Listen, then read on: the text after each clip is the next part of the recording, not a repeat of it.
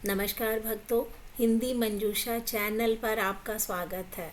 चलते हैं धार्मिक कहानी मंच की ओर। जय श्री कृष्णा। आज की कहानी का शीर्षक है दूसरी शीशी। कहानी शुरू करती हूँ भक्तों।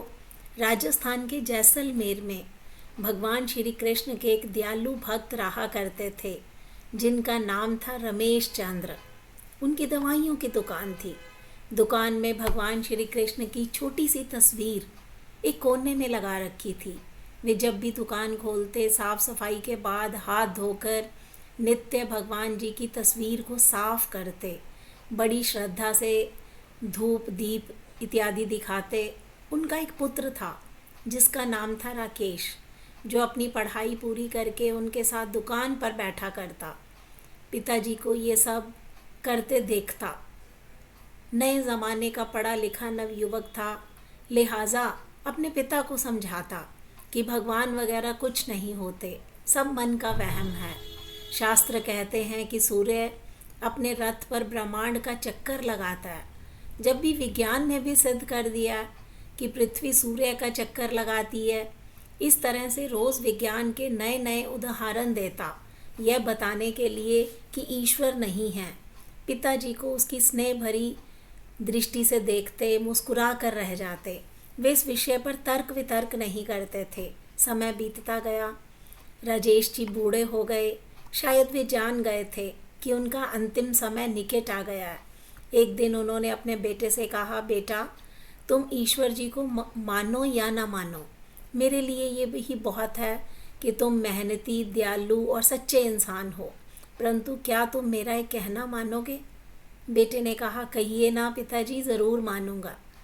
पिताजी ने कहा, बेटा, मेरे जाने के बाद एक तो तुम दुकान में रोज़ भगवान जी की तस्वीर को साफ करना, दूसरा, यदि कभी किसी परेशानी में फंस जाओ तो हाथ जोड़कर कृष्ण जी से अपनी समस्या कह देना। बस मेरा इतना कहना मान लेना।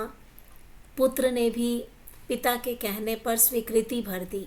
कुछ ही दिनों के बाद राजेश जी का देहांत हो गया। समय गुजरता रहा। एक दिन बहुत तेज बारिश पड़ी। राकेश दुकान में दिन भर बैठा रहा। ग्राहकी भी कम हुई, ऊपर से बिजली भी बहुत परेशान कर रही थी। बिजली के चले जाने के बाद घंटों अंधेरा पसर गया। तभी अचानक तेजी से एक लड़का भीगता हुआ दुकान में आया। बोला, भैया, ये दवाई चाहिए, मेरी माँ बहुत बीमार है। डॉक्टर ने कहा ये दवा तुरंत ही 4 चम्मच यदि पिला दी जाए तो माँ बच जाएगी। क्या ये दवाई आपके पास है? राकेश ने पर्चा देखकर तुरंत कहा, हाँ ये है। लड़का बहुत खुश हुआ। कुछ ही सेकंड में पैसे देकर दवा लेकर चला गया। परंतु ये क्या, लड़के के जाने के थोड़ी देर बाद ही राकेश ने जैसे ही काउंटर पर निगाह मारी तो पसीने के मारे बुरा हाल हो गया, क्योंकि अभी थोड़ी देर पहले ही एक ग्राहक चूहे मारने की शीशी वापस करके गया था।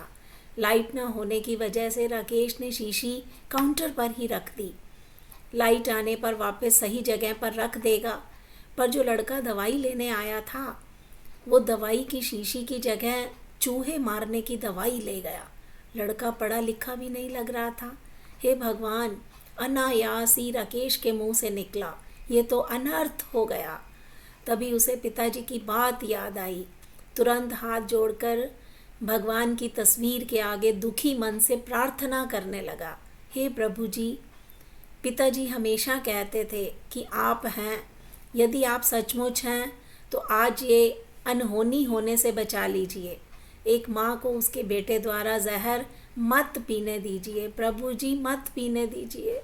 भैया, तभी पीछे से आवाज़ आई, भैया, कीचड़ की वजह से मैं ज़मीन पर फिसल गया, दवा की शीशी भी टूट गई, कृपया आप एक दूसरी शीशी दे दीजिए।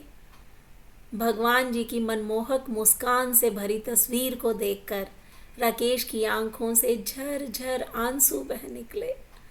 आज उसके भीतर एक विश्वास जाग गया कि कोई तो है जो सृष्टि चला रहा है। प्रेम और भक्ति से भरे हृदय से की गई प्रार्थना कभी अनसुनी नहीं होती। ये थी कहानी भक्तों, दूसरी शीशी। ये कहानी आपको कैसी लगी? इस पर अपनी प्रतिक्रिया दीजिए। हिंदी मंजूषा चैनल को सब्सक्राइब कीजिए।